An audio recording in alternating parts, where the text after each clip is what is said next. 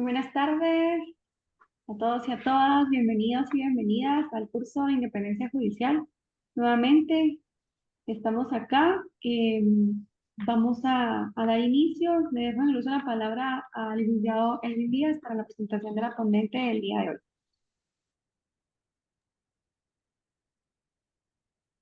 Buenas tardes a todas y todos, estimados colegas. Muchas gracias por estar acá. Una vez más nos encontramos en este curso sobre independencia judicial en contextos de lawfare. Esta es nuestra cuarta sesión virtual que hemos programado como parte de este proceso de formación. Y bueno, para mí es muy grato el día de hoy abordar un tema muy importante en materia de independencia judicial y es precisamente un tema que no podíamos nosotros obviar en el actual contexto. Independientemente de las posiciones políticas que podamos abordar, este año estuvo marcado fuertemente por el proceso electoral. Un proceso electoral que ha estado a la luz de la ciudadanía, a la luz y al calor de las discusiones jurídicas, políticas, que son importantes en una sociedad democrática, pero también a la vista de la comunidad internacional que ha puesto mucha atención al proceso y a las consecuencias que ha derivado de ciertas acciones. Entonces, nosotros tenemos la necesidad, digamos, desde una perspectiva crítica y académica de abordar, digamos, no solo la independencia judicial bajo la vertiente tradicional y sabiendo las complejidades del actual escenario marcado por el lawfare, sino que también quisiéramos darle una sesión exclusiva para analizarlo detenidamente, lo que es la independencia judicial para entes o autoridades electorales.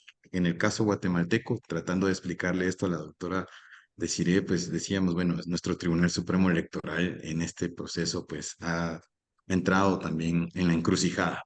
Entonces, es un ente que es constitucional, que nace en el marco de nuestra transición democrática en el 85, como ustedes saben, y ha jugado un rol importante, digamos, en la consolidación del Estado de Derecho y de la democracia en el país. Por ello, nosotros invitamos a la doctora Desiree Salgado, a quien le doy la más cordial bienvenida el día de hoy y agradecerle también por su presencia y participación, que nos habla desde Brasil, que se ha conectado amablemente para poder compartir pues una hora con nosotros y pues estos temas, ¿no? El tema de la independencia judicial para los tribunales electorales. Por eso quiero presentarla brevemente. Tiene un extenso currículum, pero lo que está proyectado es una mínima referencia a su hoja de vida. La doctora Desiree, pues es abogada, magíster y doctora en Derecho Público, profesora de grado y posgrado en Derecho Constitucional, Derecho Electoral y Políticas Públicas. Ha fungido como consultora precisamente en el ámbito electoral, investigadora también y vicedirectora del Centro de Investigaciones Constitucionales de la Universidad Federal de Paraná. Actualmente, tengo que decirlo, perdón, doctora, pero es importante por la forma en que también me tengo que dirigir a usted, es senadora de la República de Brasil, así que no es un cargo menor, también es un cargo importante, más allá de su experiencia y bagaje profesional y académico. Pero bueno, tengo que decirlo porque también es importante. Y bueno, colegas, la verdad es que no voy a ahondar más en esta presentación, más que reiterar nuestro agradecimiento desde el Instituto de Estudios Comparados en Ciencias Penales, desde el Colegio de Abogados y Notarios de Guatemala, quien ha hecho esta convocatoria que pueda ser masiva, llegar a muchas personas del gremio y también pues a los cooperantes que están auspiciando también las facilidades de la convocatoria. Así que, doctora, no le doy mayores preámbulos a su presentación, la dejo con el uso de la palabra y agradezco su disertación desde ya. Muy amable. Muchas gracias, Elvin. Gracias por la invitación para hablar en tan importante instituto. Gracias a Lucas también por recordar de mi nombre, a Delia María Carranza, que habló conmigo en estos días, y a Reina, que me ayudó a estar aquí, me ayudará también. Bueno, debo aclarar algo. De verdad que me postulé al cargo de senadora, pero gané experiencia y no la elección. Y de verdad que la perdí para un personaje muy central en la cuestión del lawfare electoral.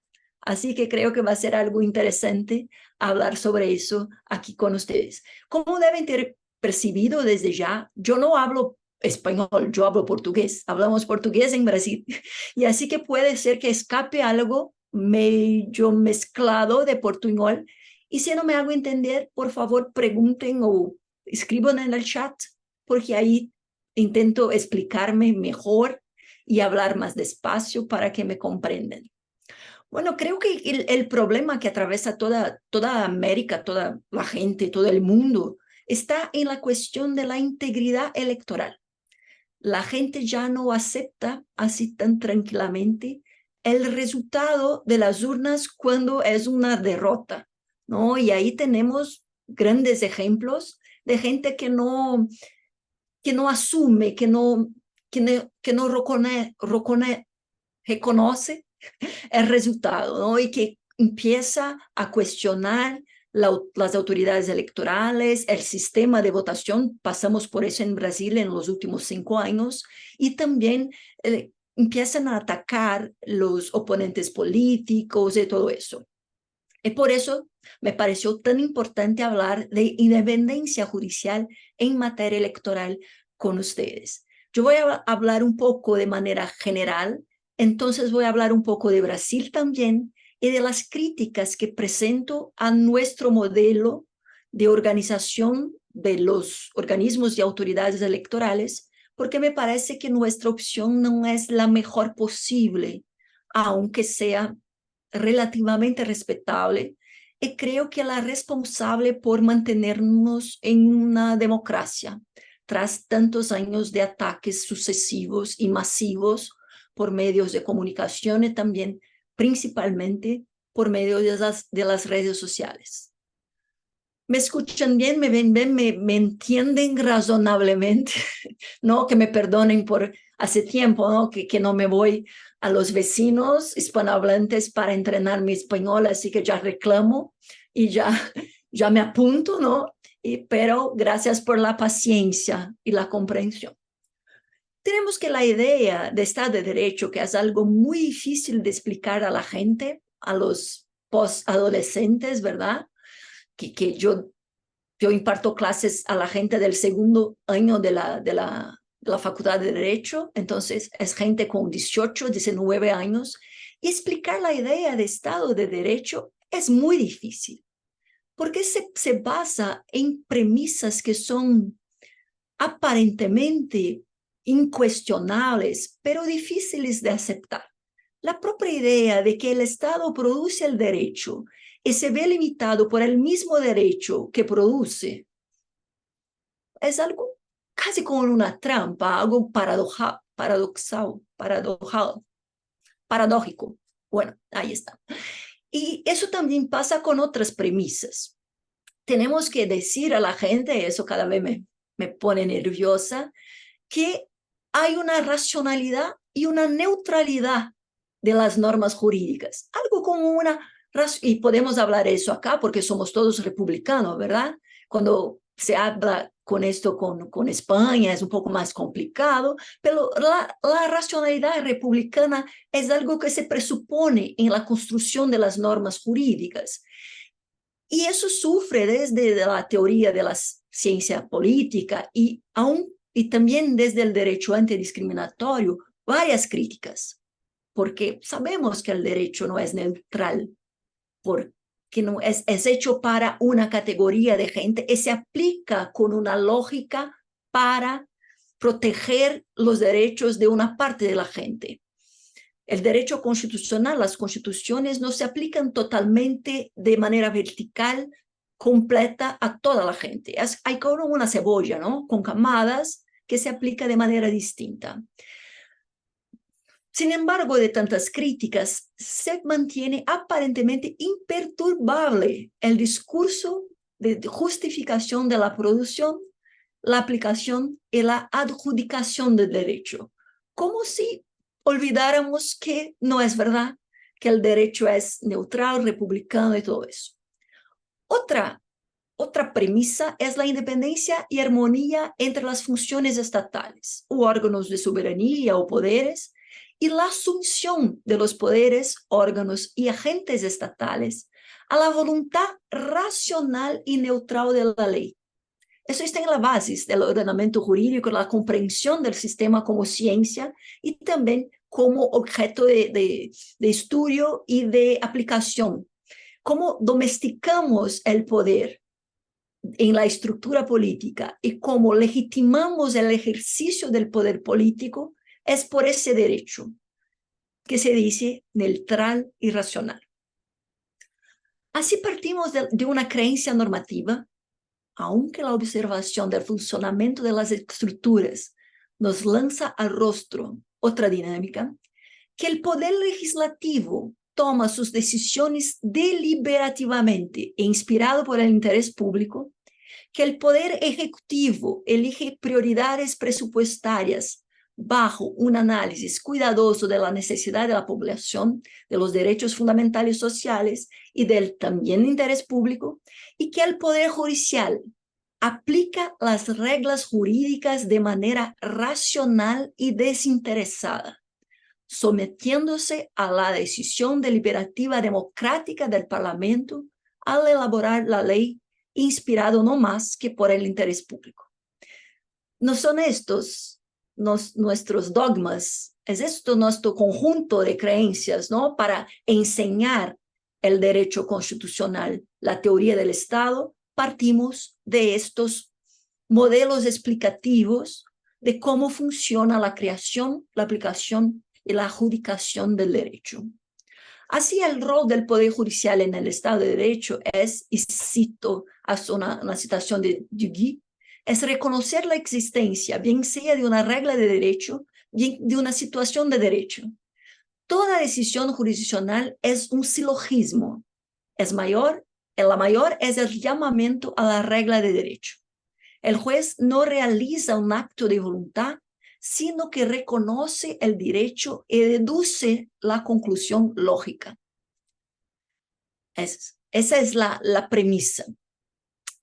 Así, las definiciones sobre el Poder Judicial y sobre la actividad jurisdiccional no escapan de la afirmación de la aplicación de derecho, de la conservación del orden jurídico, de la traducción de la ley al conflicto y de la ejecución de la ley.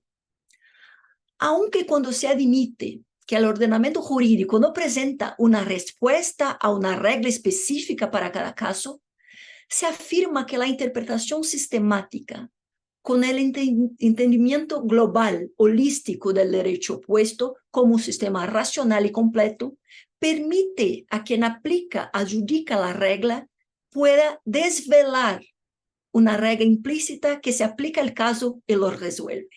Hay un poco de discusión con gente como Hart, que dice que sí, Schmidt, que sí hay un espacio de decisionismo. Pero nos esforzamos muchísimo para decir que el sistema tiene la respuesta posible para todos los problemas. Y para garantizar que la adjudicación se haga en conformidad con el rol de cada órgano de soberanía, se exigen determinadas garantías al Poder Judicial. Voy a hablar un poco del obvio aquí con ustedes para que yo pueda desarrollar mi argumentación. La finalidad del conjunto de garantías a la institución y a la gente que la integra es principalmente asegurar la idea de independencia judicial. Así, las constituciones afirman el autogobierno del Poder Judicial con la autonomía administrativa y financiera, aunque todas las constituciones establecen elementos, preceptos para la organización, también la independencia funcional y la interdicción a la remoción de integrantes. En algunos sistemas como el nuestro en Brasil, se incluye el carácter vitalicio del nombramiento de casi todos los jueces, con exigencia de una decisión judicial firme para la pérdida del cargo de magistratura. Además, también incluimos ahí la irreductibilidad de la remuneración. Así que es algo con garantías al organismo, ¿no? Al Poder Judicial como un ente, pero también a las magistradas y magistrados que lo componen. El conjunto de dispositivos dirigidos a la magistratura presume la posibilidad de que la actividad de aplicación de derecho ocurra sin preferencias de la autoridad judicial o de presiones externas que puedan influenciar en la decisión. Y eso me perdonen por el chiste, pero me parece que se imagina que el proceso de selección de la gente que integra la magistratura incluya un portal mágico, un pórtico mágico, que al ser traspasado por una persona, le provoca una transformación. No tiene más pasiones políticas, no tiene más preferencias de música, de colores, no tiene más un equipo de corazón, ¿no? Como yo tenía el Atlético Paranaense, pero ya no más. Y ya no, es como si le neutralizara una nueva persona con una, no sé cómo dice capa, aquí se dice toga ahí, Lucas, una toga, la ropa, ¿no? Una toga roja por dentro para que se quede ahí las pasiones y negra por afuera para que la razón ahí esté. O sea, es algo como si no supiéramos nada de psicanálisis, como si no entendiéramos nada del comportamiento de la gente. El proceso de selección para la magistratura transforma la persona. Es alguien sin ira et estudio, como decían los brocardos latinos, ¿no? Una gente que ya no se apasiona, que no tiene odios, no tiene ninguna preferencia de nada. Pero desde Brasil, principalmente en los hiatos autoritarios, no sé si digo hiatos autoritarios o hiatos democráticos, tenemos casi un empate en los años acá, entonces, pero como soy una persona optimista, voy a decir hiatos autoritarios, que pasamos de tiempos en tiempos, es difícil compatibilizar la teoría con la observación de los poderes. Durante los regímenes declaradamente autoritarios, y tuvimos dos muy largos, ¿no? Del Estado Nuevo, de 37 a 46, y después el régimen civil-militar de 64 a 85, la sumisión de los tribunales a los actos institucionales o a la voluntad pura del Poder Ejecutivo, aunque no suficientemente estudiada, porque no hicimos como Argentina con los libros, usted también doctor, ¿no? Que desvela la participación de abogados, de integrantes del Ministerio Público y de la magistratura, y también hicieron la justicia de transición. Nosotros acá no desvelamos eso de manera científica. La gente sabe, pero no está ahí. Es así, sabemos, pero no demostramos la participación de agentes estatales, incluso del Poder Judicial, en la ofensa de derechos fundamentales y la colaboración y hasta la complacencia de dichas autoridades. En este fenómeno más reciente, nuestro, como puedo decir de manera sutil, nuestro autoritarismo, pero no mucho, ¿no? Algo de disfraz democrático, tuvimos no más este tipo de ruptura declarada, abierta, como estábamos hablando con Elvin antes de empezar la clase. Son las rupturas más sutiles y que ahí ya no tenemos esto del uso de los tribunales con actos institucionales y nada de eso. Usamos, como mucho bien trabajan Rafael Valim y Lucas Arrimada, con la idea de lawfare. Y ahí la participación del derecho y de la adjudicación es un poco distinta. Y antes de adentrar al tema de la independencia judicial en materia electoral y los efectos de su ausencia en el Estado de Derecho, voy a presentarles algunas causas que a mi visión colaboran con la actuación judicial para allá de los límites de su rol constitucional. Y ahí voy a provocarles, ¿no? Voy a hablar decir cosas que pueden parecer un poco provocativas. Espero que funcione la provocación para que establezcamos un diálogo. En primer lugar, como causal del desequilibrio de los poderes, tenemos el fenómeno del neoconstitucionalismo, que comprende que el derecho transborda el derecho opuesto, defendiendo que el sistema jurídico no se resume a las reglas jurídicas y que las autoridades judiciales pueden accionar directamente principios y valores, dándoles concreción jurídica para solucionar un caso concreto. Y ahí me voy a la idea de que pasamos a creer que el protagonismo del Poder Judicial sería interesante para la efectividad de las constituciones. Claro, me voy a reducir aquí la complejidad de todo este nuevo abordaje al fenómeno jurídico, pero le voy a decir que el papel del Poder Judicial y de sus autoridades cambia dramáticamente.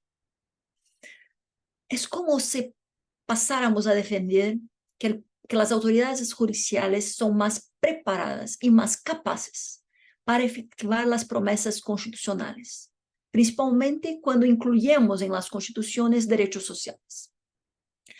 Eso revela una desconfianza sobre los poderes electivos y resignifica la idea de separación de funciones. Y para mí eso es un problema. Yo soy casi una positivista kelseniana, ¿no? Porque me parece que perdimos mucho de las premisas del Estado de Derecho, de seguridad jurídica y todo eso, cuando pasamos a un neoconstitucionalismo. En segundo lugar, y aquí me permitan hablar de mis problemas, ¿no? De los problemas de mi sistema constitucional, tenemos la cuestión de quién hace parte del Poder Judicial. La formación aquí en Brasil de las futuras autoridades judiciales casi siempre no incluye la vivencia de problemas concretos en sociedades marcadas por desigualdades crueles. El curso de Derecho, y soy profesora hace 23 años, no incorpora periodos de pasantía y ni siquiera visitas en prisiones, en asentamientos y ocupaciones irregulares, en favelas y periferias. Se enseña y se aprende el derecho aséptico, neutral, sin color y sin olor. Y la gente se termina la facultad de Derecho creyendo que es así el derecho, sin olor y sin color. Además, aquí en Brasil, para se lograr aprobación en los concursos públicos muy concurridos para la magistratura, se exige una dedicación muy intensa a los estudios. O sea, se exige tiempo libre, lo que otra vez, hablando desde Brasil, marca una desigualdad intensa, porque tener tiempo libre para dedicarse a los estudios es un privilegio muy restricto acá. Y combinando la demanda de tiempo libre, la ausencia de vida concreta en la Facultad de Derecho, con lo que se pregunta en las pruebas, lo que pasa es que tenemos una selección de integrantes en el Poder Judicial que no solamente no exige la autoridad, como la descarta en todo el proceso. No sé si me hago entender mi crítica aquí. La gente que se va al Poder Judicial en Brasil no sabe cómo vive la gente. 99.9% de la gente. No sabe cómo huele un cárcel, no sabe cómo vive la gente en los asentamientos, no sabe. Y tiene tiempo libre para dedicarse al estudio. O sea, el porcentaje muy pequeño de la población. Y tengo otra reclamación. No sé cómo llaman a los magistrados y magistradas ahí, pero nosotros tenemos una palabra terrible.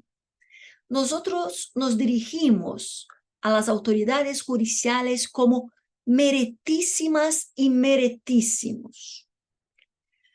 Me parece un término mucho más problemático que honorables, que es como la mayor parte de los países se dirige a las autoridades judiciales en Latinoamérica. Porque meritísima y meritísimo, por su origen etimológica, se refiere a alguien que tiene mucho, pero mucho mérito. Es un mérito superlativo. Alguien, como define el diccionario de la Real Academia Española, dignísimo de algo. Eso es alguien meritísimo. Alguien que merece distinción, porque no es igual a toda la gente. Es mucho mejor que la gente que camina en la calle, que pide votos, que se postula, que ocupa otros espacios en la estructura estatal. A eso, aunque, oye, William, me parece que estamos en eso acá, ¿no? Personas que a quien les falta, no digo toda la gente, ¿verdad? Sí, podemos encontrar excepciones, pero el sistema de formación, de reclutamiento y de selección para la magistratura no involucra la preocupación con la conciencia social. Y a eso se suma el carácter hermético y elitista del lenguaje jurídico. Y además, y eso no puedo hablar por Guatemala porque no conozco todavía, pero en Brasil una arquitectura excluyente y por veces francamente hostil de los tribunales. La gente no se siente bien en los tribunales, la gente no tiene su defensa en el mismo patamar de las autoridades judiciales y algo tremendamente difícil de explicar del Ministerio Público que a veces hace la acusación, ¿no? Que está arriba y los abogados y abogadas abajo. Bueno, con estos puntos quiero subrayar que la manera como actúa el Poder Judicial y las autoridades judiciales es una cuestión de diseño institucional, pero también de cultura jurídica y de ambiente político. Esos tres elementos funcionan con influencias recíprocas y se revelan con colores saturados, saturadísimos, se puede decir, en materia electoral. Bueno, Brennan, después voy a la cuestión del constitucionalismo, porque me parece que más que el conocimiento muy amplio de todo el derecho, también de la vida concreta de los sujetos no trascendentales, ¿no? De la gente que se va a aplicar el derecho precisamente, y no, como decimos aquí en Brasil, el hombre medio que es casado con la mujer honesta, que es lo que está en la ley, ¿no? Lo que se presume en la ley. Todos esos colores saturadísimos de la cultura jurídica, del diseño institucional y del ambiente político están en materia electoral presente todo el tiempo. Aunque se adopte un sistema racional y conforme a los estándares constitucionales de selección de integrantes de juicios y tribunales electorales o tribunales que se dediquen a cuestiones electorales, lo que no asumo que se pase en Brasil, ya voy a argumentar, la presunción de la superioridad individual de los integrantes del Poder Judicial ante la clase política es un problema tremendo. También es un problema el contenido político de las normas electorales y la amplitud de los valores de la democracia y de la igualdad que dan a quien adjudica el derecho un superpoder. Son como X-Men y X-Woman, ¿no? La gente de los superhéroes, de superheroínas, se dice heroína, no sé, pero, que pueden hacer lo que sea necesario para mantener las cosas como están.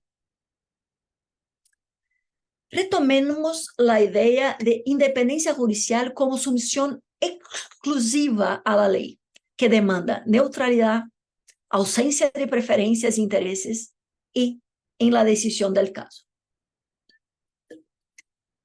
Eso, en tiempos pospositivistas, la sumisión a la ley es una sumisión al derecho, puesto y presupuesto, a los principios jurídicos explícitos, implícitos y decurrentes del régimen y de los tratados, la idea de derecho, la convencionalidad y todo eso.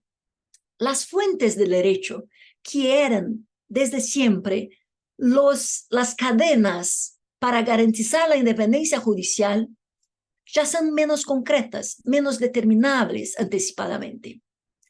la exigencia de un método para aplicación del derecho al caso, con la antigua submisión de los hechos a la previsión legal, pasa a la noción de ponderación, lo que llamamos aquí de sopesamiento, la idea de razonabilidad, de proporcionalidad, la concepción de los derechos fundamentales como principios que demandan optimización, perdón por el portuñol cargado. Aunque eso no sea asumido por la teoría, lo que se constató, al menos en la realidad brasileña, fue una libertad decisional casi absoluta. Ya hay mucha gente escribiendo sobre eso, sobre la aplicación de la teoría de Alex en Brasil y lo que nos pasó, ¿no? Sin previsibilidad ninguna de las decisiones jurídicas. Y debo decirle, aunque yo imagino que sepan, ¿no? Por el momento que pasa Guatemala, que en el campo electoral y además en sociedades políticamente polarizadas, las preferencias y los intereses son latentes. El portal o pórtico mágico de la neutralización de las autoridades judiciales no se muestra eficiente. Existe un perjuicio respecto a quienes se postulan y asimismo la posibilidad de predisposiciones positivas y negativas a depender del espectro político de la parte que está involucrada en el proceso. Y otro elemento se presenta que es un reto para la independencia judicial, aquí en materia electoral de manera más saturada, la influencia de la opinión pública o de la opinión publicada que provoca la deteriorización de la independencia judicial. Bueno, en Brasil de los últimos años se manifestó el problema de la falta de independencia judicial en materia electoral y también en materia de derecho parlamentario. Las dos áreas más políticas del derecho, las dos áreas que son mi pasión tremenda, ¿no? La idea de cómo se defiende la representación política y las reglas para el ejercicio del mandato y también el derecho electoral, cómo hacemos que la idea, la promesa de democracia y del principio republicano se pongan efectivamente en curso. Y la presión de la opinión pública y principalmente el discurso de moralización de la política conllevan a cuestionamientos sobre el uso estratégico del derecho con la finalidad de deslegitimar, perjudicar o aniquilar un enemigo, que es el concepto de lawfare que está en el libro de Rafael Valim con el ahora ministro de la Suprema Corte, porque la vida, ¿no?, es tan interesante, Cristiano Zanin y Valesca Martins. Desde una mirada interna, defiendo que tenemos en Brasil un problema de diseño institucional. Yo sé, porque Elvin me contó, que el modelo guatemalteco es distinto. Nosotros aquí tenemos la atribución de la tarea de garantizar la integridad electoral al Poder Judicial desde 1932. Los números son los peores en lengua extranjera, ¿no? Pero 1932. Por un contexto histórico específico. Teníamos muchos fraudes durante todo el periodo del imperio, de la Primera República, en la identificación de quién podía votar, en la votación y en el escrutinio, ¿no?, el contaje de los votos. Así concentramos todos los poderes en un único organismo electoral. Y les digo que tanto la decisión de concentrar todas lo que llamamos de funciones de gobernanza electoral en un único organismo electoral, y más la forma como se compone el organismo, parecen responder a un propósito autoritario. La justicia electoral de Brasil nace de una ruptura constitucional en nombre de la verdad electoral, nuestra llamada Revolución de 30. Llamamos la revolución de llamadas revolución porque la gente nunca se fue a la revolución. Pero bueno, fue creada la justicia electoral por un decreto del gobierno provisorio de Getúlio Vargas, el decreto 21067, que es el Código Electoral, y que estableció una autoridad electoral con funciones jurisdiccionales y administrativas, y después consultivas y también por cuenta propia, porque no está en la Constitución, normativas. Y esta autoridad sin una magistratura propia. Y la justificativa para la ausencia de una magistratura electoral exclusiva, con la adopción de periodos cortos para el ejercicio de las funciones en el Tribunal Electoral, fue la necesidad de inmunizar las decisiones judiciales en materia electoral de pasiones políticas. No sé decirles por qué no se creyó desde siempre que el pórtico mágico de transformación de la gente seleccionada para la magistratura no funcionaría en la magistratura electoral. Ahí no, ahí el pórtico sería insuficiente.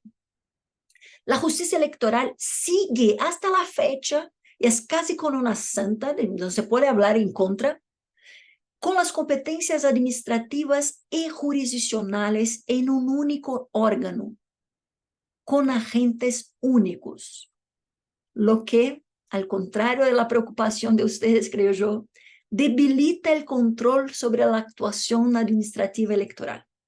Porque si yo tengo una decisión en el campo administrativo de la autoridad electoral, está en contra de la Constitución, yo puedo reclamar de eso, ¿sí? Por medio de un mandado de seguridad, que es nuestro amparo más modesto. No tenemos el amparo como tienen ustedes, pero un amparo más modesto.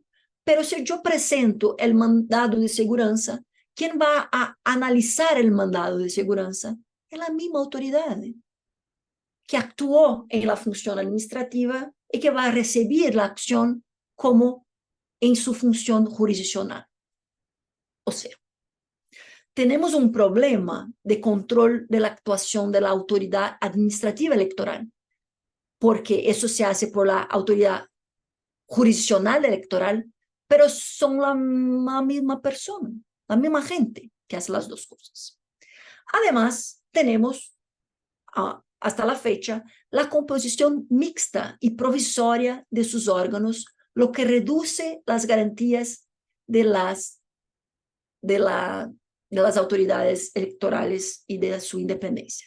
Yo voy a pedir a Reina que comparta la pantalla para que yo les diga cómo funciona nuestro Poder Judicial, para que espero se comprenda mi crítica acá.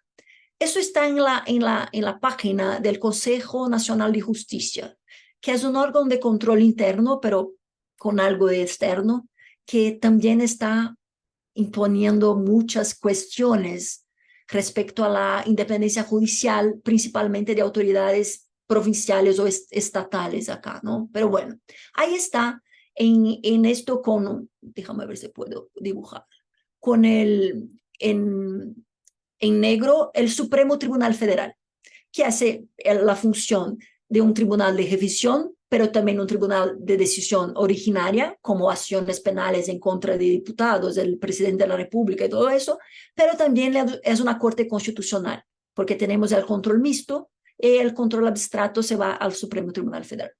Abajo, en la línea de abajo, tenemos los tribunales superiores. El Superior Tribunal de Justicia en verde, el Tribunal Superior del Trabajo en azul, el Tribunal Superior Electoral en azul oscuro, y en morado, creo yo que es el nombre del color, tenemos el Superior Tribunal Militar.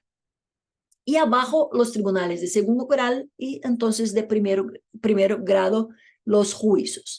Esto en azul oscuro, aquí está la justicia electoral, el Tribunal Superior Electoral, los tribunales regionales electorales y los cartorios, los juicios electorales. Así funciona.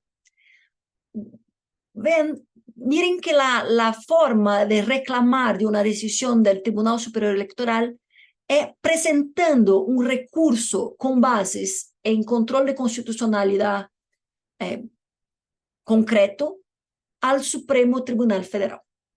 ¿Ok? Puede cerrar, por favor, Reina. Gracias por su ayuda.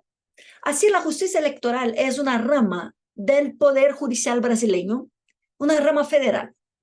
Sin embargo, ahí abajo, los cartorios electorales o juicios electorales son ocupados por integrantes de la magistratura de los estados miembros por un término de 2 años. Los juicios electorales son competentes para la administración y jurisdicción de las elecciones municipales que tendremos el próximo año, y también detienen el poder de policía, de propaganda electoral principalmente, en las elecciones estatales y presidenciales. Los tribunales regionales electorales que están arriba de los juicios son competentes para la administración y jurisdicción de elecciones estatales y también para el análisis de recursos de las decisiones de los juicios electorales. ¿Y cómo se componen los tribunales regionales electorales? 7 integrantes, 3 que vienen,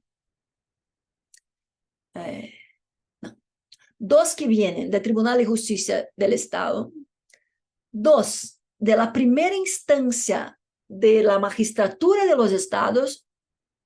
Miren, en el mismo órgano, integrantes de la segunda instancia y de la primera instancia de la magistratura estatal, un integrante de la magistratura federal y 2 juristas, abogadas o abogados de notable saber jurídico con al menos 10 años de experiencia y reputación intocada, a partir del nombramiento de la presidencia de la República en todos los estados, tras la indicación de una lista múltiple por el Tribunal de Justicia.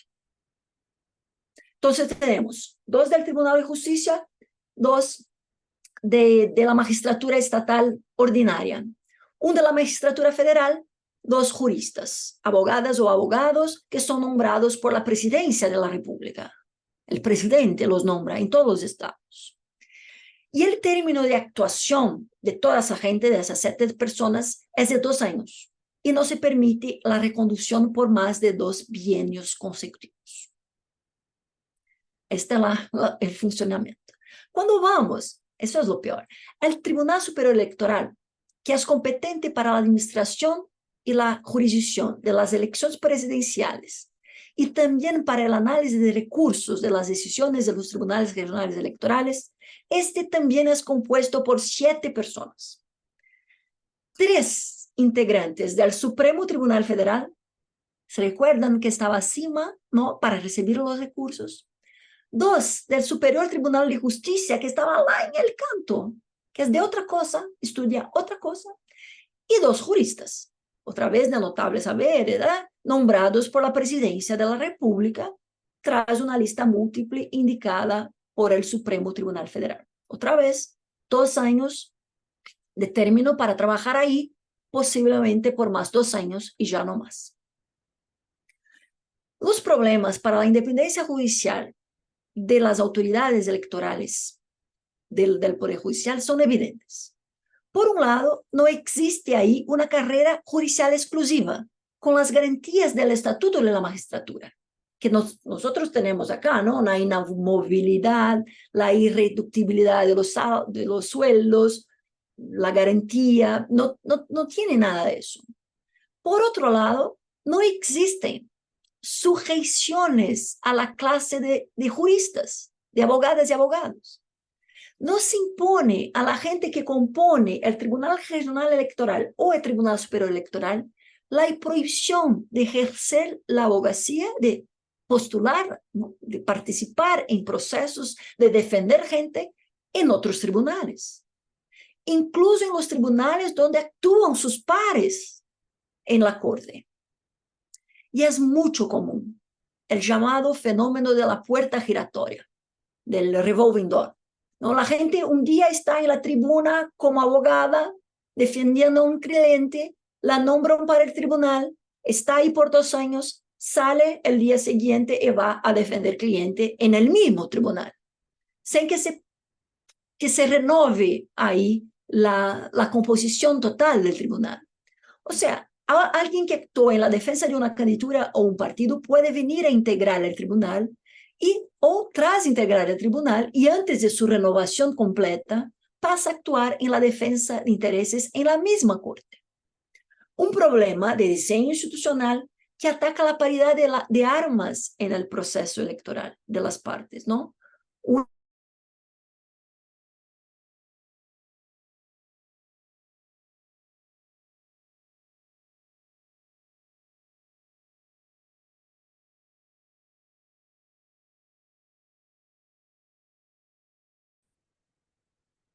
Ahora volví, ¿verdad? Es solo hablar de tribunal electoral que pasa eso acá, ¿no? Es algo sagrado, así que bueno, debe ser eso que pasó acá, que me cortaran la red. Yo estaba a hablar de la puerta giratoria, de la gente que participa del tribunal y el día siguiente, cuando termina su tiempo ahí, está ya en la abogacía electoral, defendiendo a la gente, y eso tiene un problema de la independencia judicial, pero también de la paridad de armas. O sea, tenemos varios problemas para el Estado de Derecho acá. Otra cuestión respecto a esta composición está en la participación de integrantes del Supremo Tribunal Federal en el Tribunal Superior Electoral. ¿Cómo se puede intuir de la organización del Poder Judicial brasileño, como estaba en la pantalla? El Supremo Tribunal Federal analiza recursos de decisiones del Tribunal Superior Electoral. Pero voy a hacerles una pregunta. ¿Son ustedes constituyentes? ¿No están pensando ahí en la organización del Poder Judicial? Y por una razón que no comprendo, resuelven que participarán del Tribunal Superior Electoral integrantes del Supremo Tribunal Federal. Les pregunto, ¿cuándo se va a discutir una decisión, un recurso de una decisión del Tribunal Superior Electoral? La gente, las tres personas que hacen parte del Tribunal Superior Electoral, pero también están en el Supremo Tribunal Federal, ¿van a participar de la decisión o no? Vamos a pensar en la independencia judicial, ¿no? Vamos a pensar ahí en la... ¿Participan o no participan del análisis y de la decisión de recursos venidos del Tribunal Superior Electoral? ¿Qué me dicen? Que sí, que no hay problema porque hay todo el pórtico mágico, que la gente no tiene siquiera intereses en defender su propia decisión que fue tomada ahí en la Corte Electoral, que son personas desprendidas, sin ninguna forma de vanidad, ¿no? Personas así muy trabajadas en la terapia y bueno que no. En Brasil, la gente, los tres integrantes compartidos, participan de la decisión de la instancia revisora, gracias a una interpretación del Supremo Tribunal Federal transformada en enunciado en 1963. No se aplica en estos casos la regla clara, básica, elementar de recusación, o como llamamos aquí, de impedimento, que es una manera de garantizar la independencia judicial. No se aplica. Así, tenemos un problema de diseño institucional de nuestro organismo electoral. Si fueren cambiar la manera de organización de las autoridades electorales, por favor, miren al Brasil con estos problemas: la concentración del poder y el compartir de integrantes de esos dos órganos del Poder Judicial. Además, tenemos en Brasil la irrelevancia del derecho opuesto como un fenómeno presente en la jurisdicción electoral. Se utiliza como álibi la teoría de los principios y la magistratura electoral y también el Supremo Tribunal Federal, cuando actúa en materia electoral, sea en la revisión de las decisiones, sea en control de constitucionalidad en materia electoral, es la parte de una visión perfeccionista del ordenamiento y aplica una normativa que debería, según sus propias percepciones, existir, y no la normativa que existe. Eso se llama una visión perfeccionista, ¿no? De cómo el electorado debería comportarse, de cómo los partidos deberían ser, cómo las candidaturas deberían estar, de cómo la vida debería funcionar. Así el elector medio, casado con la mujer honesta, debería pensar en esto, no podría elegir una gente que pasó por el sistema prisional, ni nada de eso. Así, en nombre de la moralización de la política y de la clase política, se hace una interpretación extensiva de las reglas sancionatorias. Se condena eso, no es algo aislado, desafortunadamente, por el conjunto de la obra. Y así se protege el electorado de potenciales malas decisiones. Un ejemplo que pasó hace tiempo aquí en Brasil, y yo no voy a utilizar los ejemplos más recientes por cuenta de la polarización extrema que estamos viviendo acá, pero fue una decisión en el caso Jackson Lago, que fue elegido gobernador de Maranhão en 2006. La candidata derrotada en la segunda vuelta presentó recurso contra la validez de la elección, argumentando abusos de poder político por el cometimiento por el candidato victorioso de 11 conductas. La decisión del Tribunal Superior Electoral no determina en ninguna medida el cometimiento de alguna de las 11 conductas, pero declara la invalidez de la elección por el conjunto de la obra, por fuerza de un voto del presidente de turno del tribunal, sin la individualización de conductas, alegaciones o argumentos.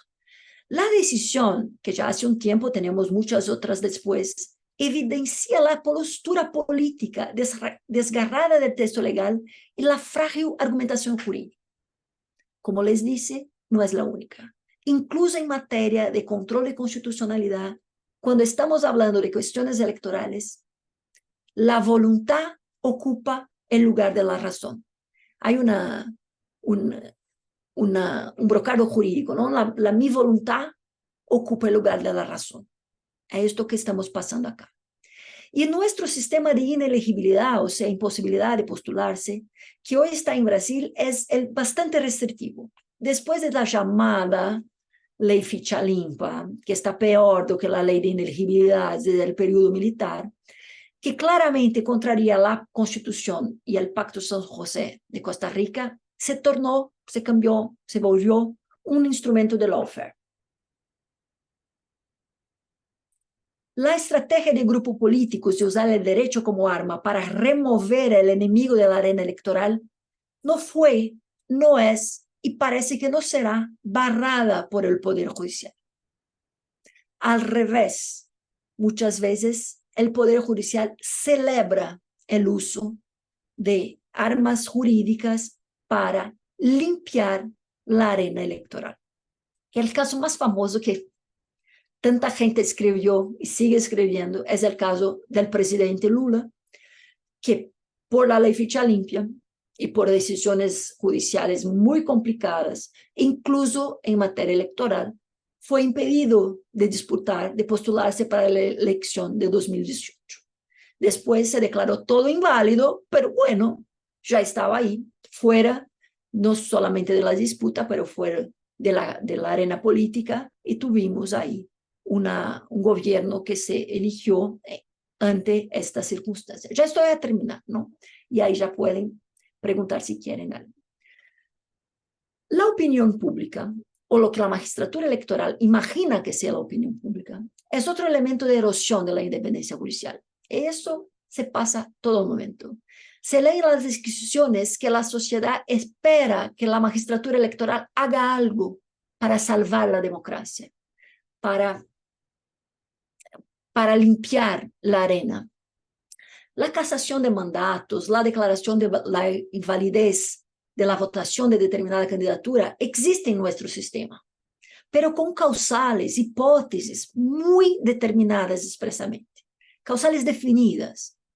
Lo que pasa es que algunas autoridades electorales, mencionando las expectativas de la sociedad sobre el caso y sobre el comportamiento de la Corte, expande las causales.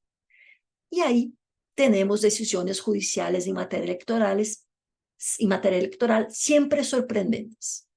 No se aplica un método específico, las reglas, mismo las sancionatorias, pueden ser interpretadas libremente, y como el humor de la sociedad es un elemento definitivo para el dictamen, se renuncia a la previsibilidad, a la confianza, a la seguridad jurídica. Si existe una independencia judicial en el Brasil contemporáneo en materia electoral, puede decirse que sea una independencia respecto a la ley. Y con esto estamos muy complicados aquí ante la idea de que la integridad electoral está en proceso de erosión. La gente no cree que el sistema, o parte de la gente, no cree que la autoridad electoral es capaz de garantizar la democracia. La gente critica fuertemente la manera de la actuación, el protagonismo. Quien está en la autoridad electoral está en todo momento en las pantallas, es casi una celebridad, casi un jugador de fútbol en Brasil, porque está en todo momento ahí hablando cómo la gente se debe comportar. Se utiliza recursos públicos para hacer propaganda institucional, diciendo que ahora la autoridad electoral está protegiendo la democracia. Tenemos un problema mucho grave con esto, muy grave con esto, porque para decir que existe para proteger y hay que convencer a la gente que se hace eso, es porque la gente no tiene confianza debida. Creo que la independencia judicial exige una modestia judicial. Y eso no está pasando por acá. La legislación tiene problemas, pero tenemos todavía una separación de poderes en la Constitución. Y la gente, mismo las autoridades judiciales electorales, mismo los ministros del Supremo Tribunal Federal no tienen derecho a su propia Constitución. Así, se puede decir algo desde Brasil, es que el avance del protagonismo de la autoridad electoral no nos llevó a un lugar de pacificación social. Quizá pensar en una división de las atribuciones de la autoridad electoral en organismos distintos pueda garantizar una independencia judicial y también la confianza de la población, que es el elemento central, llave de la integridad electoral y de la persistencia y de la resistencia de las democracias. Gracias por la paciencia.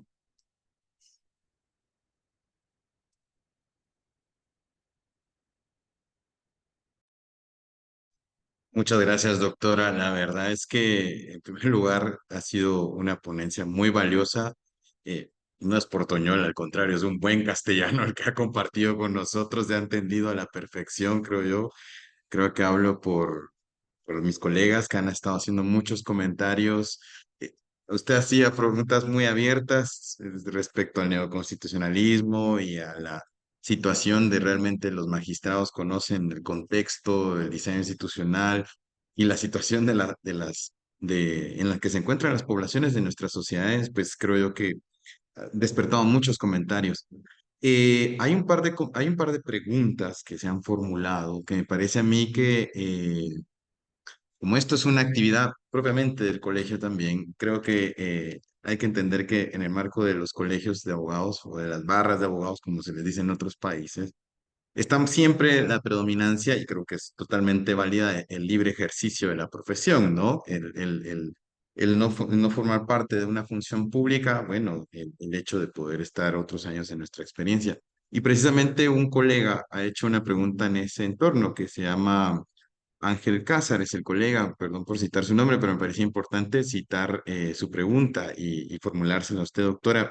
Desde su experiencia y sabiendo también que la experiencia de Brasil, aunque no lo crea, ahora que usted exponía, tiene muchas variables, ¿verdad? Tiene muchas similitudes, diría yo, entre el sistema brasileño y el nuestro. ¿Cómo creería usted, cómo debería de abordarse la integración de las cortes a partir, digamos, del interés de abogados que liberales o independientes?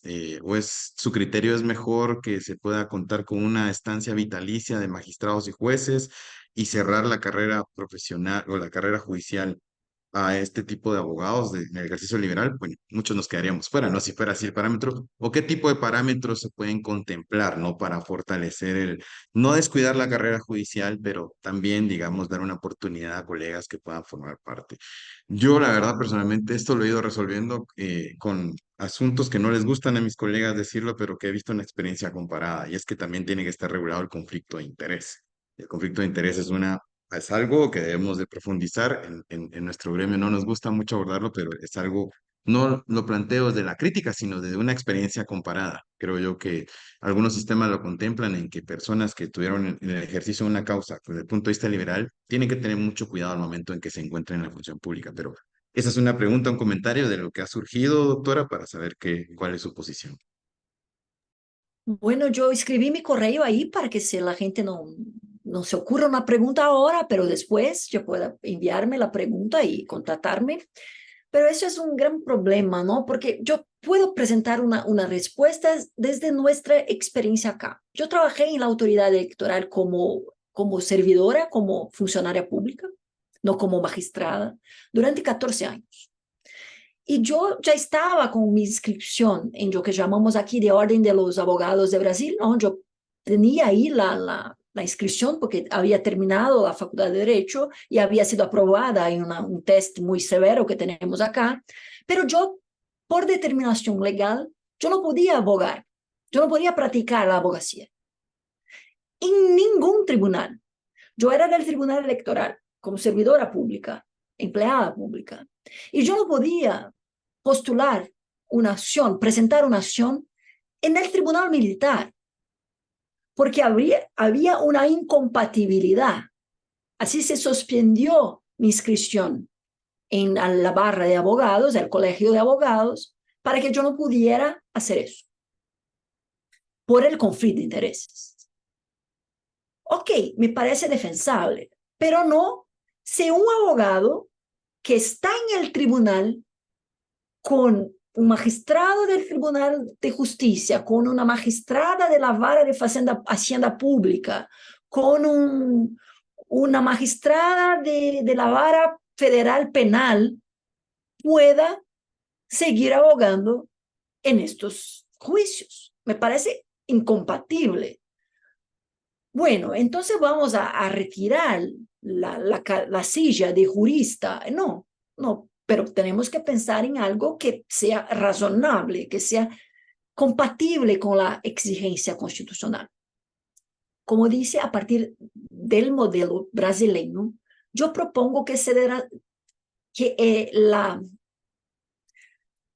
aquí cada vez que hablo eso es una revolución, ¿no? Pero voy a intentar que la justicia electoral sea integrada en la justicia federal, ¿no? Entonces tendremos juicios federales especiales en materia, como tenemos en materia previdenciaria, como tenemos en materia presupuestaria, como tenemos en materia fiscal, también en materia electoral. Y así tendríamos en los tribunales regionales federales turmas de materia electoral. Y entonces en el Superior Tribunal de Justicia, turmas en materia electoral. Y los recursos irían al Supremo Tribunal Federal sin integrantes compartidos. Bueno, y los juristas de la CIA, la participación de abogados. Tenemos abogados y abogadas en todos esos tribunales, pero no con mandato, con término de 2 años. La categoría de juristas de la abogacía entra en los tribunales por el llamado quinto constitucional, que es la reserva de determinadas sillas en los tribunales para la clase de la abogacía. ¿Y quién ocupa esas sillas? tienen todas las garantías del Estatuto de la Magistratura. Son vitalicios, tienen sus salarios irreductibles y, por supuesto, no pueden abogar hasta que se jubilen o renuncien a estas sillas.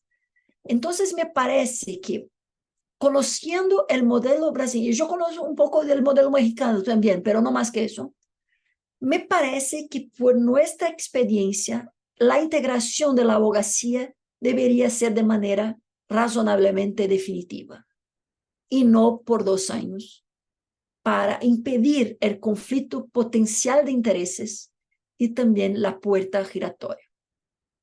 Y digo el conflicto potencial de intereses, pero en derecho electoral brasileño se presume la mala fe de toda la gente, la mala fe, ¿no? Que la gente actúe de manera pérfida, ¿no? Pero no la magistratura. Y así la cosa está un poco mal organizada. Sé que no es una respuesta válida para todo el sistema. Yo digo que así como los sistemas electorales, el diseño de la autoridad electoral es ropa que se costura en el cuerpo, solamente sirve para aquel país en aquel momento. Pero en Brasil mi respuesta sería esta. No sé si... Gracias, doctora. Hay otra serie de comentarios, quisiera cambiar un poco el chip, ¿no? Pero que usted refirió en su ponencia, me parece a mí también que la demanda de los colegas, y con esto tal vez vamos cerrando un poco, en esto de profundizar en un tema que los constitucionalistas parece que han tenido mucho en boga durante los últimos años, y es un poco lo que usted mencionaba sobre la perspectiva del neoconstitucionalismo en la región, como algunos entendían, digamos, qué tipo de obstáculos puede encontrarse, digamos, en la aplicación dentro de los poderes judiciales. Ahí, obviamente, su experiencia es más que notable porque usted es profesora en Derecho Constitucional. Si pudiéramos ampliar brevemente esa referencia al neoconstitucionalismo que usted nos hizo durante su exposición. Yo voy a provocarles otra vez, ¿no? Las constitucionalistas y constitucionalistas del turno, por favor, vamos a pelear un poco. Lo que me parece, la idea no es mala, pero no es hecha para nosotros, no es hecha para Brasil. La idea de derecho como integridad, como desarrollada por Dworkin, hace parte de un constitucionalismo casi elemental, de grandes ideas y principios y poco desarrollo concreto en la Constitución. Nuestra Constitución en Brasil es analítica, inmensa. No hay espacio para invención.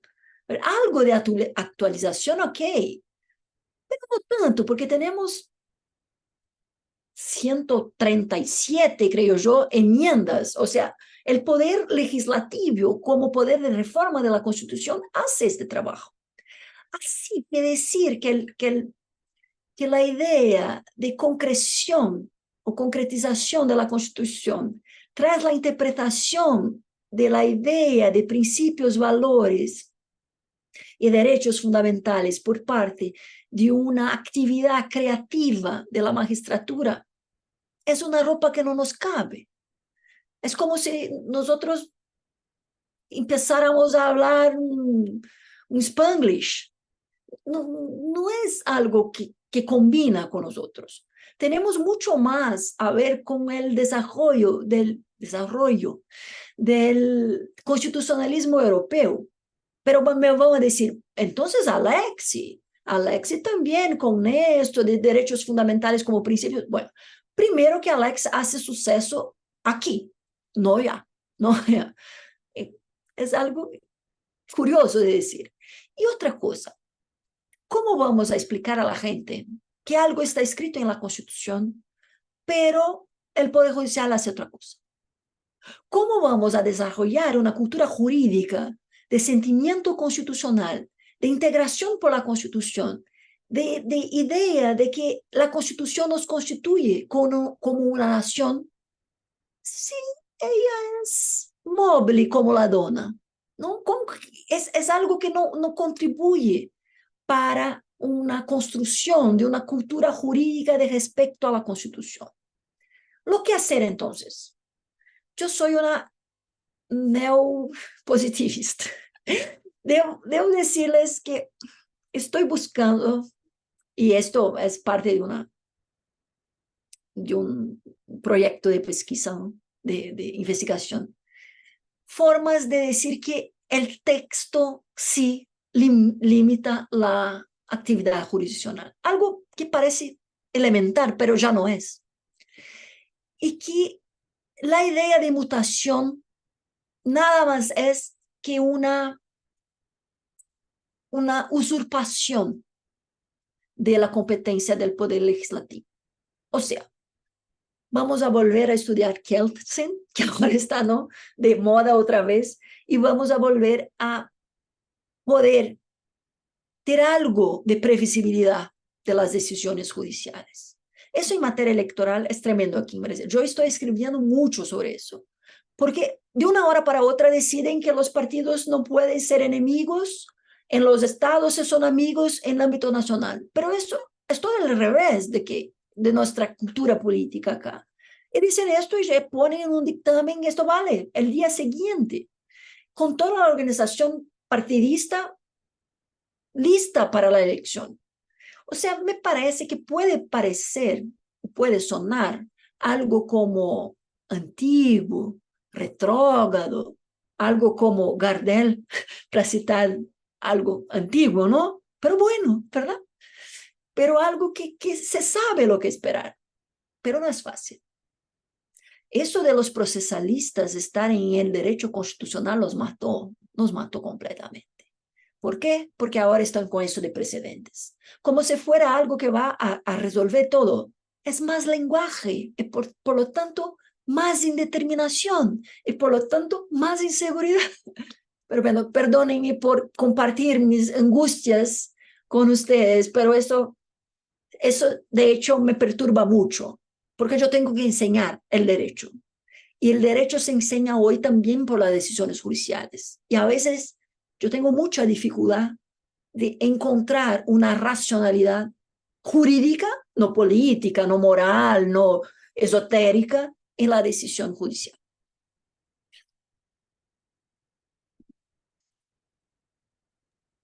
Doctora, de verdad que muchas gracias. Yo sí creo que estas discusiones son las que hay que ahondar, las que hay que seguir profundizando. Somos más de 400 abogados en este foro en este momento, así que es bastante difícil tener criterios uniformes. Y creo que es bueno porque el debate entre juristas es totalmente permitido y no tenemos que llevarnos a la polarización. Al contrario, nos invita mucho a cuestionar los conocimientos, las experiencias y creo yo que la mayoría hemos aprendido bastante el día de hoy con su exposición. No lo dije en esta intervención de los comentarios y preguntas, pero la mayoría de comentarios son agradeciéndole a usted su disertación, lo importante que ha sido, lo interesante, lo fructífera que también ha sido para nuestro crecimiento como profesionales. Y la verdad es que seguramente si estuviéramos en una sala llena estaríamos ahorita aplaudiendo su disertación. Así que, de verdad, doctora, muchas gracias por compartir. Sé que ya es bastante tarde allá en Brasil, así que gracias por dejarnos su correo. Los demás colegas, pues vamos a seguir profundizando en las siguientes jornadas, pero el día de hoy, la verdad, esto ha sido muy notable parte suya. Yo personalmente he aprendido mucho y creo que puedo hablar por mis colegas viendo sus comentarios que estamos en la misma sintonía, incluso con algunas que todavía no estuvieron tan de acuerdo con sus comentarios provocadores, pero es precisamente esto. El derecho es también buscar esas contradicciones que nos puedan permitir clarificar y tener más elementos para nuestra epistemología, ¿no? Así que, doctora, muchas gracias. Probablemente nos seguiremos viendo en un futuro. De verdad, espero que esta primera experiencia en Centroamérica y Guatemala pues se vuelva a repetir y le quede mucho a usted también. Muchas gracias, doctora. Yo agradezco muchísimo, Lucas, Elvin, Reina, por la oportunidad de compartir con ustedes. Y yo sé que tienen muchas cuestiones y muchas provocaciones, porque creo que eso es el espacio, ¿no? De pensar otra vez sobre temas que nos parecen estables, decididos. Entonces, por favor, me envíen para el correo las preguntas, las discordancias, los cuestionamientos, que cuando pueda yo voy contestar y seguimos hablando. Me encantó, yo quería saber mucho más sobre el sistema ahí de ustedes. Yo otra vez se me invitan, yo llego de víspera, ¿no? Para conocer un poco del país. Y agradezco esta noche tan especial de estar aquí con ustedes. Gracias por la paciencia. Yo No, no, prometo al que voy a contrario. mejorar en la comunicación, pero es algo que me apasiona. Eso de hablar del rol de los poderes en la garantía de la democracia me encanta. Y por eso yo acepté la invitación. Espero que tenga sido útil o al Por menos supuesto. provechoso para toda la gente. Muchas gracias, doctora. Créame que fue muy útil y en este contexto nos ha dado elementos también para poder tener mejores condiciones para nuestro análisis.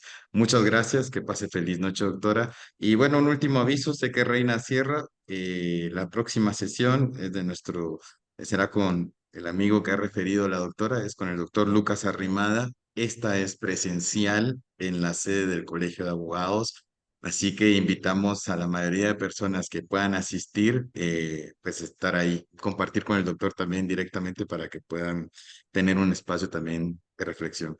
Igual seguiremos transmitiendo por esta vía, pero les estaremos haciendo llegar la información ya en los chats correspondientes. Nos vemos el próximo lunes a las 5 de la tarde para quienes puedan y tengan el tiempo y deseen estar en presencia en la disertación del doctor Lucas Arrimada, son más que bienvenidas y bienvenidos.